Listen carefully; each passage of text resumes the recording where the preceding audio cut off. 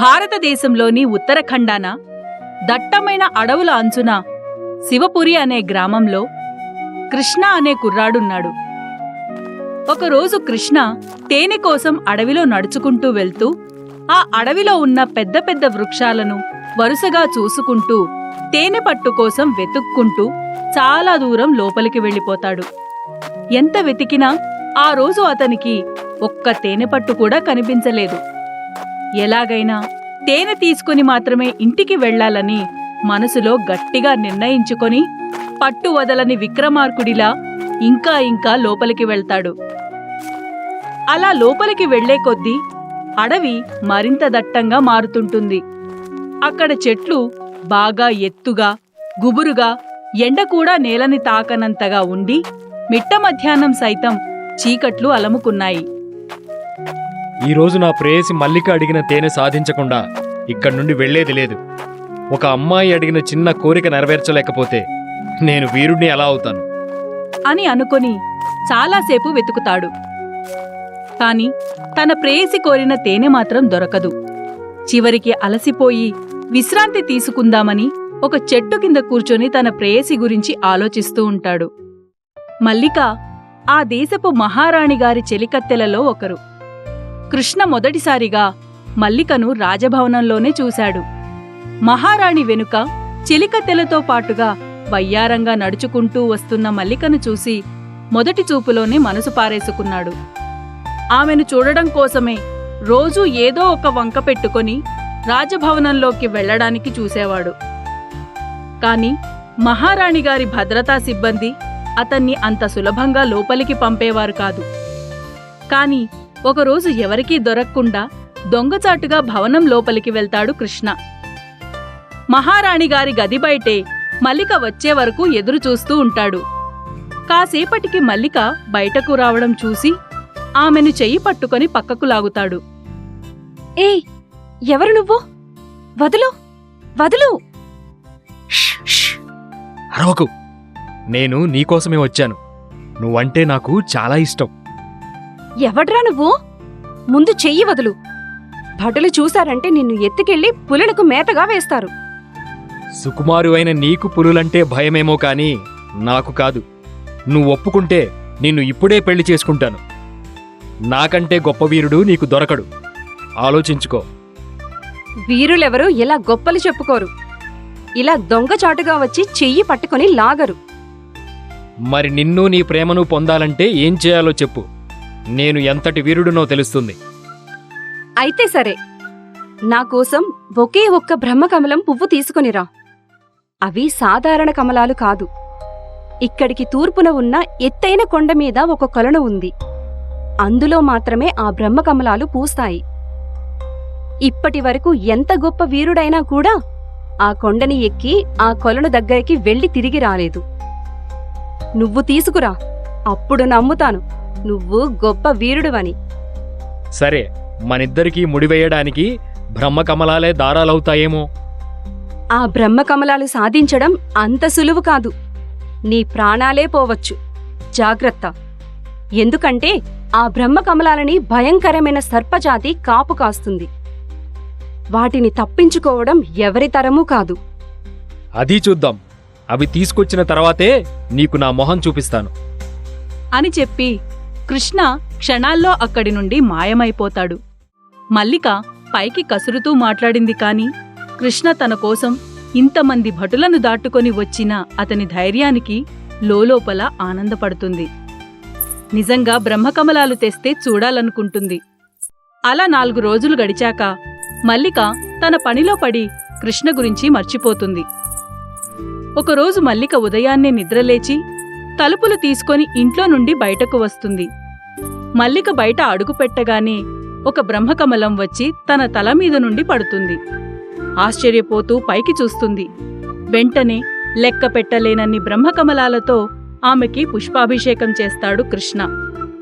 మల్లిక ఆనందానికి హద్దు లేకుండా పోతుంది. ఒక్క బ్రహ్మకమలం అడిగితే లెక్కలేనన్ని తీసుకొచ్చావు. నీకు ఇదెలా సాధ్యమైంది? ఆ భయంకరమైన సర్పాలు నిన్ను ఏమీ చేయలేదా? కృష్ణ జరిగింది చెప్పడం మొదలు పెడతాడు. ఆ బ్రహ్మకమలాలని నిజంగానే ఒక సర్పజాతి కాపలా కాస్తుంది. కృష్ణ ఆ కొలను దగ్గరికి వెళ్ళగానే అక్కడ ఉండే సర్పాల్లో కొన్ని కృష్ణని అడ్డుకుంటాయి. ఓరి ఆగంతకుడా, ఆగు! ఇక్కడికి నీలాంటి సామాన్యులు రావడం నిషిద్ధం. మర్యాదగా ఇక్కడి నుంచి వెళ్ళిపో, లేదంటే నీ ప్రాణాలు గాల్లో కలిసిపోతాయి. నాకు ఒక్క కమలం కావాలి, అది తీసుకొని నేను వెళ్ళిపోతాను. అని అభ్యర్థిస్తాడు కృష్ణ. కాని ఆ సర్పాలు దానికి అంగీకరించవు. కృష్ణను పట్టుకొని బంధించి సర్పరాజు దగ్గరకు తీసుకొని వెళ్తాయి. మహారాజా, ఇతనెవరో ఆగంతకుడు. కొలను దగ్గరికి వచ్చి బ్రహ్మ కమలాలని దొంగలించాలని చూశాడు. మేము బంధించి మీ దగ్గరికి తీసుకొచ్చాం. సర్పరాజు కృష్ణను చూసి ఒక చిరునవ్వు నవ్వి, అతన్ని విడిచిపెట్టి అతనికి కావాల్సినన్ని బ్రహ్మకమలాలు ఇచ్చి పంపించండి. అని అనగానే అక్కడ ఉన్న సర్పాలతో పాటు కృష్ణ కూడా ఆశ్చర్యపోతాడు. మహారాజా, అతను ఒక సామాన్యుడు, ఒక్క ధైర్యం తప్ప ఎటువంటి గొప్ప శక్తి లేనివాడు. అలాంటి అతన్ని ఎందుకు విడిచిపెట్టారో తెలుసుకోవాలని ఉంది మహారాజా. నువ్వు అనుకున్నట్టు అతను సామాన్యుడే, కాని అది ప్రస్తుతానికి. అతని వల్ల జరగాల్సిన కార్యం ఒకటి ఉంది. అది అతనికి మాత్రమే సాధ్యం అని చెప్తాడు. దాంతో ఆ సర్పాలు రాజు చెప్పినట్టే కృష్ణను విడిచిపెట్టి కావలసినన్ని కమలాలను ఇచ్చి పంపిస్తాయి. కృష్ణ కూడా ఆశ్చర్యపోతూనే ఆ కమలాలను తీసుకొని అక్కడి నుండి బయలుదేరుతాడు. ఇదంతా విన్న మల్లిక ఆశ్చర్యపోయి, ఒక కార్యమా? ఏంటి ఆ కార్యం? ఏమో, నాకు కూడా తెలీదు. తెలుసుకోవాలన్న ఆసక్తి కూడా నాకు లేదు అని చెప్తాడు కృష్ణ. ఏది ఏమైనా తన కోసం అంత సాహసాన్ని చేసిన కృష్ణ సామాన్యుడు కాదని తెలిసి అతని ప్రేమలో పడుతుంది. ఆ రోజు నుండి మల్లికా కృష్ణలు ఒకరిని విడిచి ఒకరు ఉండలేనంతగా ప్రేమించుకుంటూ వాళ్ళిద్దరూ కలిసి అనేక ప్రదేశాలు తిరిగేవారు. అలా ఒకరోజు మల్లికను ఒక నది ఒడ్డుకు తీసుకుని వెళ్తాడు కృష్ణ. అక్కడ వాళ్లు చాలా కబుర్లు చెప్పుకుంటూ ఉండగా మల్లిక పక్కనే ఒక చెట్టు మీద ఉన్న తేనెపట్టును చూసి, కృష్ణ, నాకు ఆ తేనెపట్టు నుంచి తేనె తాగాలని ఉంది అని చెప్పగానే కృష్ణ ఆ చెట్టెక్కి దానికున్న తేనెపట్టు నుండి తేనె తీసి మల్లికకు ఇస్తాడు. చిచి, ఇదేం తేనె అసలు? అస్సలు బాలేదు. మా మహారాణిగారు వాడే తేనె ఉంటుంది అసలు. ఎక్కడో దట్టమైన అడవిలో తేనెటీగలు పెట్టిన తేనె తెస్తారంట. జీవితంలో ఒక్కసారైనా అలాంటి తేనె రుచి చూడాలి. నా ప్రేయసి అడగాలే కాని అదేమంత కష్టమైన పనేం కాదు. నీకోసం నేను తెచ్చిపెడతా, కాని నాకేమిస్తావు? నిజంగానే నువ్వది తీసుకొస్తే నువ్వేదంటే అది ఇస్తా. ఇదంతా గుర్తు చేసుకుంటూ కృష్ణ చీకటి పడడం కూడా గమనించలేదు. ఉన్నట్టుండి కృష్ణకి ఎవరివో మాటలు వినిపిస్తాయి. ఆ జ్ఞాపకాల్లోంచి బయటకు వచ్చి చుట్టూ చూస్తాడు. ఆకాశంలో సూర్యుడి బదులుగా చంద్రుడు కనిపిస్తాడు. ఆ రోజు పౌర్ణమి కావడంతో చందమామ చాలా అందంగా కనిపిస్తుంది. ఇంతలో మాటలతో పాటుగా ఎవరో వెళ్తున్నట్టు అలికిడి వినిపించడంతో కృష్ణ పైకి లేచి అటువైపుగా వెళ్తాడు. అక్కడొక దుకాణం ఉంది. ఒక ముసలాయన ఆ దుకాణంలో ఏదో కొంటున్నాడు. ఇంత మారుమూల అడవిలో దుకాణమా? ఇలాంటి అడవిలోకి రావడానికి నేనే చాలా కష్టపడాల్సి వచ్చింది. ఈ ముసలాయన ఎలా వచ్చాడబ్బా? కృష్ణకి ఆ దుకాణంలో ఏం ఉన్నాయో, ఇక్కడేం అమ్ముతున్నారో చూడాలని కుతూహలం పెరిగిపోయింది. వేగంగా నడుస్తూ దుకాణం దగ్గరకు వెళ్తాడు. ఆ దుకాణంలో ఉన్న వస్తువులు కృష్ణ ఎప్పుడూ చూడలేదు. ఏ వస్తువు చూసినా వింత వింతగా అనిపిస్తుంది. ఏం కావాలి బాబూ? అతనికి కావాల్సింది నా దగ్గరుంది. నాకు కావాల్సింది మీ దగ్గరుందా? అసలు ఇక్కడ ఏమున్నాయో నాకే అర్థం కావట్లేదు. పోను పోను అన్నీ నీకే అర్థమవుతాయిలే. ఈ దండ నీ మెడలో వేసుకో అంటూ ఒక లాకెట్ ఉన్న దండ తీసి కృష్ణ మెడలో వేస్తాడు. నీకు ఎదురయ్యే కష్టాల నుండి ఇది నిన్ను కాపాడుతుంది. కానీ భవిష్యత్తులో దానిని నువ్వు కాపాడాల్సిన సమయం వస్తుంది. దానికి నువ్వు సిద్ధంగా ఉండాలి. అసలు మీరెవరు? ఏం మాట్లాడుతున్నారో నాకు ఒక్క ముక్క కూడా అర్థం అవ్వట్లేదు. అదంతా చెప్పడానికి ఇప్పుడు సమయం లేదు. శత్రువులు పసిగట్టే అవకాశముంది. నేను వెంటనే బయలుదేరాలి. ఒరేయ్ ముసలోడా, నీకేమైనా పిచ్చిగాని ఉందా? ఇక్కడ మనుషులు కనిపించడమే ఎక్కువ, ఇంకా శత్రువులు ఎక్కడి నుండి వస్తారు? ఇంతకీ శత్రువులు నీకా నాకా? శత్రువులు చూసేది ఇక్కడి నుండి కాదు, అదిగో అక్కడ నుండి. అక్కడి నుండి అంటూ ఆకాశం వైపు చూపిస్తాడు. నాకిప్పుడు అర్థమైంది, నిజంగా నువ్వు పిచ్చోడివే. లేకపోతే కృష్ణ తన మాటలు పూర్తి చేసేలోపే ఆ ముసలాయన చాలా వేగంగా అక్కడి నుండి వెళ్ళిపోతుంటాడు. అతను వెళ్ళిన వేగం చూసి కృష్ణ ఆశ్చర్యపోతాడు. ఆ ముసలాయన్ని పట్టుకోవాలని కృష్ణ ఆయన వెనకే వేగంగా పరిగెడతాడు. కాని క్షణాల్లోనే ఆ ముసలాయన మాయమవుతాడు. చూడ్డానికి ముసలోళ్లాగా ఉన్నా ఇంత వేగంగా ఎలా పరిగెడుతున్నాడు? బహుశా అడవుల్లో జంతువులతో కలిసి పరిగెత్తడం అలవాటేమో. అయినా ఈ పిచ్చోడిచ్చిన ఈ గొలుసు నాకెందుకు? పీకి పారేద్దాం అని అనుకొని కృష్ణ తన మెడలో ఉన్న గొలుసు తీసేద్దామని చూస్తాడు. కాని ఎంత ప్రయత్నం చేసినా అది తెగదు. చాలా బలంగా ఉంటుంది. పోనీ పైనుండి తీయడానికి కూడా ప్రయత్నిస్తాడు. కాని అలా కూడా రాదు. అది అతని శరీరానికి అతుక్కున్నట్టుంటుంది. దాంతో అతనికి చాలా కోపం వస్తుంది. ఏం జరిగిందో ఏం జరుగుతుందో ఏమీ అర్థం కాదు. దుకాణంలో ఈ వింత వస్తువులు అమ్మేవాణ్ణి పట్టుకొని 4 పీకితే ఈ ముసలోడు గురించి చెప్తాడు అని అనుకొని ఆయాసపడుతూ వెనక్కి తిరిగి దుకాణం ఉన్న చోటికి వస్తాడు. కాని అతను తిరిగొచ్చే సమయానికి అక్కడ దుకాణం కూడా ఉండదు. అరే, ఇక్కడ దుకాణం ఉండాలి కదా, అదేమైందిరా బాబు? నేను దారి తప్పిపోయానా? కృష్ణ తలమీద చేతులు పెట్టుకొని అయోమయంగా అటూ ఇటూ చూస్తాడు. నిజంగా దారి మర్చిపోయాడేమో అనుకొని ఆ దుకాణం కోసం వెతుకుతుంటాడు. ఎంత వెతికినా ఆ దుకాణం మాత్రం కనిపించదు. ఇలాంటి సంఘటనలతో అసలు తాను తేనె కోసం వచ్చాననే సంగతే మర్చిపోతాడు. ముందు ఎలాగైనా ఇంటికి చేరుకోవాలని వీలైనంత వేగంగా పరిగెడతాడు. ఎంత ఆయాసం వస్తున్నా కూడా ఆగకుండా పరిగెత్తుతూ ఇంటికి చేరుకుంటాడు. పరిగెత్తి పరిగెత్తి అలసిపోయి బాగా నీరసం రావడంతో అలాగే పడుకుంటాడు. మరోపక్క మల్లిక రాజభవనంలో మహారాణికి సేవ చేస్తూ కృష్ణ గురించి ఆలోచిస్తుంది. కృష్ణ అడవిలోకెళ్ళి 2 రోజులు దాటింది. ఇప్పటిదాకా తిరిగి రాలేదు. ఏమైనా అయ్యిందా? అమ్మో, జంతువులు ఏమైనా చేశాయా? ఊహేస్తేనే భయంగా ఉంది. మహారాణి ఈరోజు నన్ను త్వరగా విడిచిపెడితే బావుండు. వెళ్ళి కృష్ణ ఎక్కడున్నాడో చూడొచ్చు అని అనుకుంటూ తన ఆలోచనల్లో తాను ఉండగా అక్కడికి ఒక భటుడు వస్తాడు. మహారాణి, మిమ్మల్ని ఉన్నఫలంగా తీసుకురమ్మని మహారాజు గారు ఆజ్ఞాపించారు. కారణం తెలియదు మహారాణి, కానీ వెంటనే రమ్మన్నారు. దాంతో మహారాణి అక్కడి నుండి బయలుదేరుతుంది. మహారాణి వెళ్లే వరకు ఆగిన మల్లిక మహారాణి వెళ్లగానే పరుగు పరుగున కృష్ణ కోసం వెళ్తుంది. ముందుగా కృష్ణ ఇంటికి వెళ్తుంది. అక్కడ నిద్రపోతున్న కృష్ణను చూసి గట్టిగా నిట్టూరుస్తుంది. లోపలికెళ్లి కృష్ణను కొట్టి కొట్టి నిద్రలేపుతుంది. కృష్ణ ఉలిక్కిపడి నిద్రలేస్తాడు. నీకోసం నేను నానా హైరాణ పడుతుంటే నువ్వేమో ఇక్కడ హాయిగా పడుకున్నావా? నాకెంత భయమేసిందో తెలుసా? అడవి నుండి తిరిగొచ్చాక ఒకసారి నాకు కనిపిస్తే నీ సొమ్మేం పోయింది అని మల్లిక మాట్లాడుతూనే ఉంటుంది. కాని కృష్ణకు అంతా అయోమయంగా ఉంది.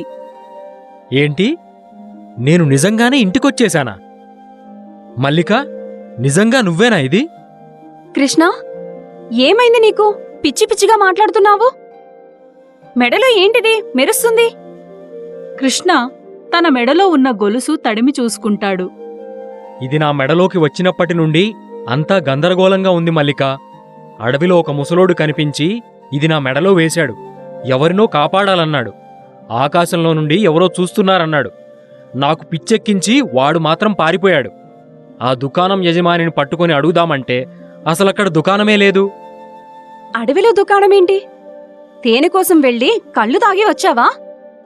మల్లిక, నేను చెప్పేది నిజం. నీ గురించి నా తోటి చెలికత్తెలందరికీ గొప్పగా చెప్పుకున్నా. నువ్వింత తాగుబోతువనుకోలేదు. ఒసేయ్, నేను నిజం చెప్తున్నానే. అదిగో, ఎప్పుడూ మల్లిక అని పిలిచేవాడివి. తాగిన మత్తులో ఒసే గిసే అంటున్నావు. ఛీ! జరిగింది చెప్తుంటే వినవేంటి మరి? అలా వాళ్ళిద్దరూ ఇలా మాట్లాడుకుంటుండగా మల్లిక స్నేహితురాలైన సరళ అక్కడికి వస్తుంది. ఏమే మల్లిక, ఎక్కడెక్కడ వెతకాలే నిన్ను? రాజభవనంలో ఏదో పూజ చెయ్యాలంట. అక్కడంతా గందరగోళంగా ఉంది. మొన్నే కదా పౌర్ణమికి పూజ జరిగింది. మళ్ళీ ఇప్పుడేం పూజ? అయినా ఉన్నట్టుండి ఈ పూజలేంటి? ఇవాళ తెల్లవారుజామున మహారాజుగారికి ఆకాశంలో ఒక నక్షత్రం కనిపించిందంట. అది మామూలు నక్షత్రంలా కాకుండా చాలా ప్రకాశవంతంగా ఉందంట. తెల్లవారగానే మాయమైందంట. ఈ విషయం మహారాజుగారు జ్యోతిష్యుడికి చెప్తే ఆయనేమో శాంతి పూజ చేయాలని చెప్పాడంట. అందుకే ఈ హడావిడంతా. నువ్వు త్వరగారా, లేకపోతే మహారాణిగారు చంపేస్తారు. సరళ చెప్పిందంతా విన్న కృష్ణకి ఏదో అనుమానం వస్తుంది. మల్లిక, నువ్వు వెళ్ళొద్దు. నేను చెప్పిన ముసలోడు కూడా ఆకాశం వైపు చూపించి ఎవరో చూస్తున్నారని చెప్పాడు. ఇప్పుడిలా జరిగిందంటే నాకేదో అనుమానంగా ఉంది అంటూ మల్లిక చెయ్యి పట్టుకొని వెళ్లకుండా ఆపుతాడు కృష్ణ. నీ పిచ్చి అనుమానాలు ఆపేసి నా చెయ్యి వదులు, లేకపోతే మహారాణిగారు ఈ చెయ్యి లేకుండా చేస్తారు. అది కాదు మల్లిక, నేను చెప్పేది ఒకసారి విను. మల్లిక తన చేతిని లాక్కుంటుంది. పదవే సరళ, ఆలస్యమైతే మహారాణి కోప్పడతారు. అలా సరళ మల్లిక కలిసి అక్కడి నుండి వెళ్ళిపోతారు. కాని కృష్ణ మాత్రం ఆలోచిస్తూ ఉండిపోతాడు. రాజభవనంలో చకచకా పూజ ఏర్పాట్లు జరుగుతూ ఉంటాయి. ఒకరని చెప్పడానికి లేకుండా మహారాజుతో సహా ప్రతి ఒక్కరూ హడావిడిగా పూజ కోసం పనులు చేస్తూ ఉంటారు. ఇదిలా ఉండగా అదే రాజ్యంలో మారుమూల గ్రామంలో కొంతమంది దొంగలు ఆభరణాలు దొంగతనం చేస్తూ ఉంటారు. వారి బాధ పడలేక ఆ గ్రామస్తులందరూ కలిసి మహారాజుగారి శరణు వేడుకోవడానికి వస్తారు. ఒక పక్క పూజ కోసం ఏర్పాట్లు చేస్తూ హడావిడిగా ఉంటే మరోపక్క తండోపతండాలుగా ప్రజలు రావడంతో భటులు కంగారు పడిపోతారు. మహారాజు కూడా ఆ గందరగోళం విని కోటద్వారం దగ్గరకు వస్తాడు. మహారాజా, మీరే మమ్మల్ని కాపాడాలి. దోపిడీ దొంగలు మా ప్రాణాలు తీస్తున్నారు. మహారాజు అందరికీ మౌనం వహించమని సైగ చేస్తాడు. మహారాజు చేసిన సైగతో అప్పటి వరకు గందరగోళంగా ఉన్న ఆ ప్రదేశమంతా ఒక్కసారిగా నిశ్శబ్దంగా మారుతుంది. ప్రజలారా, మీకు కష్టం వచ్చిందంటే అది నా కష్టం. అది తీర్చే బాధ్యత నాది. అందరూ సంయమనం పాటించండి. మీలో ఎవరైనా ఒకరు ముందుకు వచ్చి ఏం జరిగిందో ఏంటో వివరంగా చెప్పండి. దాంతో ఆ ఊరి పెద్దైన ధనుంజయవర్మ ముందుకు వస్తాడు. నమస్కారం మహారాజా. జీవితంలో ఒక్కసారైనా మిమ్మల్ని కలుసుకునే భాగ్యం కోసం ఎదురుచూసేవాణ్ణి. కాని ఇలాంటి పరిస్థితుల్లో మిమ్మల్ని కలుసుకుంటానని అనుకోలేదు. ఎవరో దోపిడీ దొంగలు ఊరిలో పడి దొరికిన వారి దగ్గర దొరికినట్టు ఆభరణాలు దోచుకున్నారు మహారాజా. కానీ వారి వాలకం చూస్తుంటే ఆభరణాల దొంగల్లా లేరు. దోపిడీ దొంగలెవరూ ఊర్లోకి వచ్చే సాహసం చేయరు మహారాజా. అడవుల్లో మాటు వేసి దోచుకుంటారు. కాని వీళ్లు మాత్రం గుంపుగా ఊరి మీద పడి దొంగతనం మొదలుపెట్టారు. వారేదో ముఖ్యమైన వస్తువు కోసం వెతుకుతున్నట్టు ఆభరణాలు పరిశీలించి చాలా వరకు వదిలేశారు. కేవలం కొన్ని ఆభరణాలు మాత్రమే తీసుకున్నారు. తిరగబడ్డ వారిని చంపేశారు. ఎంతమంది చనిపోయారు? 6 చనిపోయారు మహారాజా. విచిత్రమేంటంటే ఆ 6 మెడలో ఆకుపచ్చ రంగు వజ్రం ఉందని వారి బంధువులు తెలిపారు. మహారాజు ఆ మాటలు విని కాస్త ఆలోచిస్తాడు. ప్రతి ఊరికి ఈరోజు నుండి అదనంగా భటులను పంపిస్తాను. మీకు ఎటువంటి ఆపద రాకుండా వాళ్ళు మిమ్మల్ని కాపాడుతారు. ప్రాణనష్టం జరిగిన కుటుంబాలను మేమే ఆదుకుంటాం. ఇకపై ఇటువంటి సంఘటనలు జరగకుండా బాధ్యత తీసుకుంటాం. మీరందరూ ధైర్యంగా ఇంటికి వెళ్ళండి అని చెప్తాడు. పక్కనే ఉన్న మల్లిక కూడా ఇక్కడ జరుగుతున్నదంతా చూస్తుంది. వాళ్ళు ఆకుపచ్చ రంగు వజ్రం అనగానే ఎక్కడో చూసినట్టు అనిపిస్తుంది. ఆకుపచ్చ రంగు వజ్రం గురించి వెతుకుతున్నారా? అది ఎక్కడో చాలా దగ్గర నుండి చూసినట్టు అనిపిస్తుంది. చాలాసేపు ఆలోచిస్తే అది చూసిన చోటు గుర్తుకొచ్చి నిర్ఘాంతపోతుంది మల్లిక. ఆ పచ్చ వజ్రం ఉన్న గొలుసుని కృష్ణ మెడలో చూశాను కదా. కృష్ణ ఏదో చెప్తుంటే వినకుండా తాగేసి వచ్చాడని తిట్టాను. ఇక్కడ జరిగేవన్నీ చూస్తుంటే వాడేదో పెద్ద ఆపదలో ఉన్నట్టున్నాడు. మల్లిక మహారాణిగారి దగ్గర పనులన్నీ వదిలేసి పరిగెత్తుతూ కృష్ణ ఇంటికి వెళ్తుంది. అప్పటికి కూడా కృష్ణ అయోమయంగా అలానే కూర్చొని ఉంటాడు. కృష్ణ, నన్ను క్షమించు. నువ్వు చెప్పిన మాటలు నేనే నమ్మలేదు. కానీ ఇప్పుడు రాజ్యంలో జరుగుతున్న సంఘటనలన్నీ చూస్తుంటే నువ్వు చాలా పెద్ద ఆపదలో ఉన్నావని అనిపిస్తుంది. ఏంటి నువ్వు చెప్పేది మల్లిక? నేను ఆపదలో ఉన్నానా? ఏంటి ఆ ఆపద? నీ మెడలో ఉందిగా ఈ గొలుసు. బహుశా దీనికోసమే అనుకుంటా.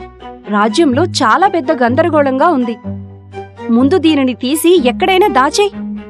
ఇది నా మెడలోంచి తీయడానికి ఎంత ప్రయత్నించినా రావడం లేదు. అయినా దీనివల్ల ఏం ఆపద కలుగుతుంది? ఈ గొలుసు కోసం కొంతమంది బందిపోట్లు ఊర్ల మీద పడి ప్రజల్ని కూడా చంపుతున్నారు. నువ్వు త్వరగా బయలుదేరు. ఎలాగైనా మనం మహారాజు గారిని కలవాలి. అంతవరకు ఈ గొలుసు బయటకు కనిపించకుండా ఏదైనా అడ్డు పెట్టుకో. కృష్ణ మెడలో ఉన్న గొలుసు కనిపించకుండా గుడ్డ చుట్టుకుంటాడు. ఇద్దరూ కలిసి రాజభవనం వైపు వెళ్తున్నారు. ఎవరికీ కనిపించకుండా కృష్ణను ఎలాగైనా మహారాజు దగ్గరికి తీసుకువెళ్లాలని అనుకుంటుంది మల్లిక. అలా వారిద్దరూ రాజభవనం ద్వారం దగ్గరకు వెళ్తారు. కాని అక్కడున్న భటులు వారిని లోపలికి రాకుండా ఆపుతారు. ఎవరు మీరు? లోపల ఏం పని మీకు? నేను మహారాణి చెలికత్తెను.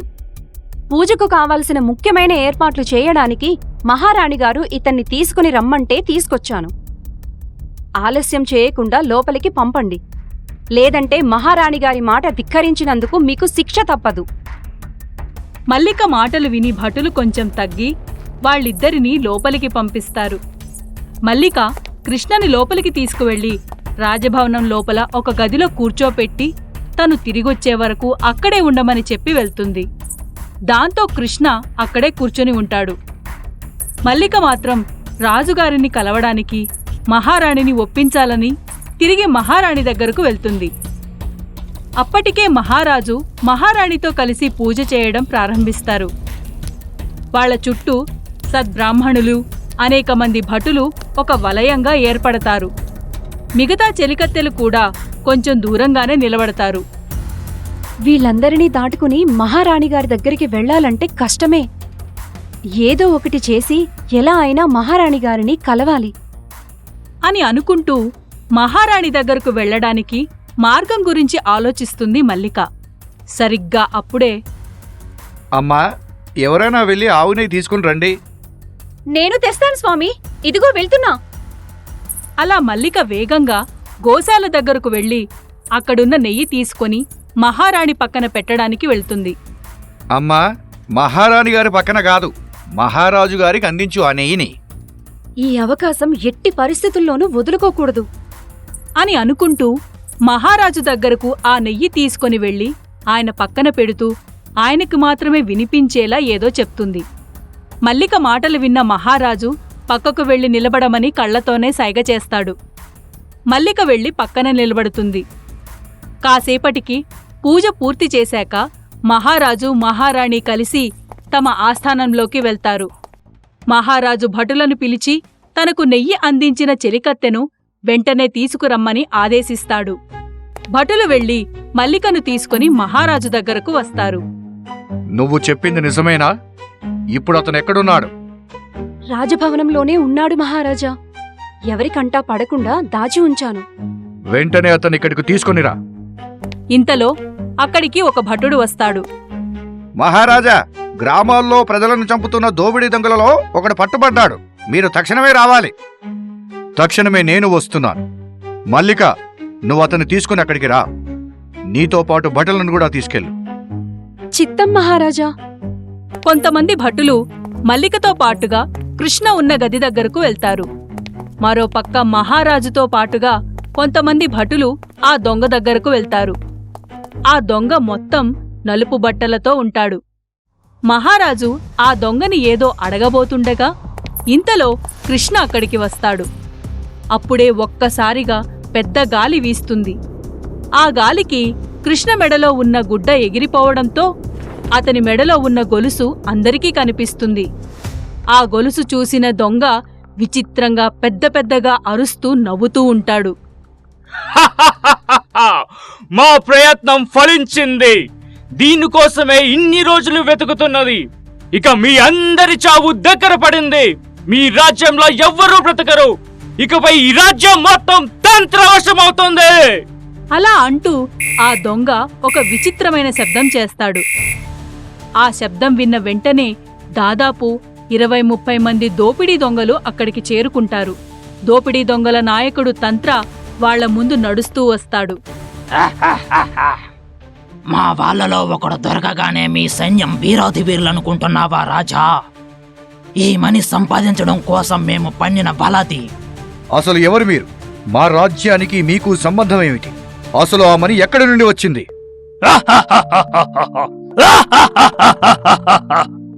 మాది ఈ గ్రహం కాదు, ఈ విశ్వంలోనే కొన్ని కోట్ల గ్రహాలున్నాయి.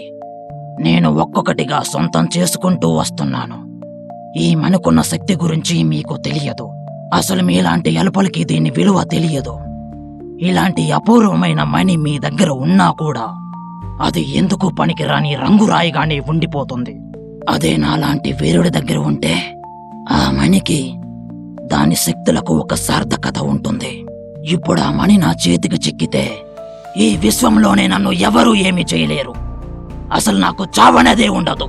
తంత్ర ఇలా చెప్తూనే తన వెనక ఉన్న తన మనుషులకు సైగ చేస్తాడు. దాంతో వారు ఆ మణి కోసం ముందుకు వస్తారు. కృష్ణ చాలా భయపడుతూ మహారాజు పక్కకు జరుగుతాడు. కృష్ణ మెడలో ఉన్న గొలుసు కోసం ఒక దొంగ చెయ్యి ముందుకు పెడతాడు. దాంతో మహారాజు ఖడ్గం వేగానికి ఆ చెయ్యి ఎగిరి పక్కన పడుతుంది. ఆ హఠాత్ పరిణామానికి తంత్ర ఆశ్చర్యంతో చూస్తుండగానే మరో 2 దోపిడీ దొంగల ప్రాణాలు మహారాజు ఖడ్గానికి బలవుతాయి. ఇంతలో అక్కడ ఉన్న మంత్రి, నువ్వు ఏ గ్రహానికి చెందిన వాడివైనా కావచ్చు, కానీ ఇక్కడికి వచ్చే ముందు మా మహారాజు అర్జునవర్మ గురించి కొంచెమైనా తెలుసుకొని ఉండాల్సింది. ఆయన చేతిలో కత్తి పట్టుకున్నారంటే శివుడు తాండవం మొదలు పెట్టినట్టే. మీ రాజు శివుడైతే నేను భస్మాసురుడని. నా చెయ్యి మాత్రం ఆ శివుడి తల మీదే పెడతాను. ఈ యుగంలో నా గురి తప్పదు అని అంటూ తన సైనికుల్ని మహారాజు మీదకు పంపిస్తూనే ఉంటాడు. మహారాజు తన దగ్గరికి వచ్చే వాళ్లను కత్తితో నరుకుతూనే ఉంటారు. కాని ఒక వ్యక్తి మాత్రం మహారాజుని తప్పించుకొని వెళ్లి కృష్ణ మెడ మీద కత్తితో పొడుస్తాడు. అందరూ భయపడి కృష్ణ వైపు చూస్తారు. కాని అనూహ్యంగా ఆ గొలుసులో నుండి ఒక వెలుగు వచ్చి కృష్ణ శరీరానికి కవచంలా ఏర్పడి ఆ కత్తి కృష్ణ శరీరాన్ని కూడా తాకకుండా అతన్ని కాపాడుతుంది. అప్పుడు కృష్ణకి అడవిలో ముసలివాడు చెప్పిన మాటలు గుర్తుకొస్తాయి. తనకు ఏమీ కాకపోవడంతో కృష్ణ కూడా ఆ దొంగ చేతిలో కత్తి లాక్కొని అతన్ని చంపేస్తాడు. తంత్ర మహారాజుని చంపడానికి తన కత్తితో ముందుకొస్తాడు. ఇలా ఇద్దరి మధ్య భీకరమైన పోరాటం జరుగుతుంది. ఎవరి శక్తి తక్కువ కాదన్నట్టు ఇద్దరూ యుద్ధం చేస్తూనే ఉంటారు. అంతా చూస్తున్న కృష్ణ ఒక్క క్షణంలో మహారాజు ముందుకెళ్లి ఆయనకు అడ్డంగా నిలబడతాడు. కృష్ణకి కత్తి తగిలినా ఏమీ కాదని తెలిసిన మహారాజు తంత్ర కత్తి కృష్ణ మీద పడగానే తన కత్తితో తంత్ర మెడ మీద పొడుస్తారు. అంతే, తంత్ర రక్తం కక్కుతూ కింద పడిపోతాడు. మిగతా దొంగలను భటులు చంపేస్తారు. అందరూ అర్జునవర్మ మహారాజు ప్రతాపానికి జేజేలు కొడతారు. అప్పుడు కృష్ణకి గొలుసు ఇచ్చిన ముసలాయన అక్కడికి వస్తారు. మహారాజా, ఆ ముసలాయనే నా మెడలో ఈ గొలుసు వేశాడు. మహారాజా, మీతో కొంచెం మాట్లాడాలి. అప్పుడు మహారాజు కృష్ణను ముసలాయనను తీసుకుని ఒక గదిలోకి వెళ్తారు. మహారాజా, ఈ మణి సాధారణమైనది కాదు. ఇది ధరించిన వారికి చావు అనేదే ఉండదు. చాలా సంవత్సరాల నుండి ఈ మణిని మంచి కోసం మేము కాపాడుకుంటూ వస్తున్నాం. కానీ కొంతమంది గ్రహాంతర వాసులు మాపై దాడి చేయటం వలన మా జనాభా అంతా నశించిపోయింది. వారు ఈ మణి గురించి తెలుసుకుని దీనికోసం ఆకాశ మార్గంలో ఇక్కడికి వచ్చారు. మీకు కనిపించిన నక్షత్రం వారు వచ్చిన వాహనం. ఈ భూమి మీద ఈ మణిని కాపాడగలిగిన వారెవరైనా ఉన్నారంటే అది మీరు మాత్రమే అని నాకు తెలుసు. అందుకే కృష్ణ ద్వారా ఈ మణిని మీ దగ్గరకు చేరే ఏర్పాటు నేనే చేశాను అని ఆ ముసలాయన చెప్పి కృష్ణ మెడలో నుండి మణి తీసి మహారాజు చేతిలో పెడతారు. అదేంటి తాత, నేను ఎన్నిసార్లు తీయడానికి ప్రయత్నించినా ఈ గొలుసు రాలేదు. నువ్వెలా తీశావు? దానికొక మర్మం ఉంది. అలా ఆ ముసలాయన గొలుసును ఎలా తిప్పితే అది బయటకు వస్తుంది అని చూపిస్తాడు. అది చూసిన కృష్ణ ఆశ్చర్యపోతాడు. మహారాజా, నా వయస్సు అయిపోయింది. ఇంకా ఎంతకాలం ఉంటానో చెప్పలేను. అందుకే ఇకపై ఈ మణిని చెడ్డవారి చేతిలో పడకుండా మీరే కాపాడతానని నాకు మాట ఇవ్వండి. ఇది ఆ గ్రహాంతర వాసుల చేతిలో పడితే భూమి మీద మనిషి అనేవారు లేకుండా చేస్తారు. ఇన్నాళ్ళు ప్రజలకు ఏం కాకూడదని మీరు ప్రాణాలకు తెగించి ఈ మణి ఉన్న గొలుసు కాపాడుకుంటూ వచ్చారు. ఇప్పుడు ఈ అర్జునవర్మ మీకు మాటిస్తున్నాడు, ఈ మణి చెడ్డవారికి దక్కకుండా నేను కాపాడుతాను.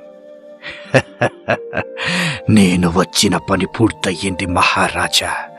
ఇక నేను సెలవు తీసుకుంటాను. అలా ఆ ముసలాయన అక్కడి నుండి వెళ్ళిపోతాడు. కృష్ణ ఆయనను ఆగమని ఆయన పాదాలకు నమస్కరించి ఆశీర్వాదం తీసుకుంటాడు. మహారాజు ఆ గొలుసు జాగ్రత్తగా భద్రపరచడానికి తగిన ఏర్పాట్లు చేస్తాడు. ఆ తరువాత కృష్ణకు మల్లికకు మహారాజు దగ్గరుండి పెళ్లి జరిపిస్తారు. వారితో పాటుగా రాజ్యంలో ప్రజలు కూడా ఆనందంగా జీవిస్తారు.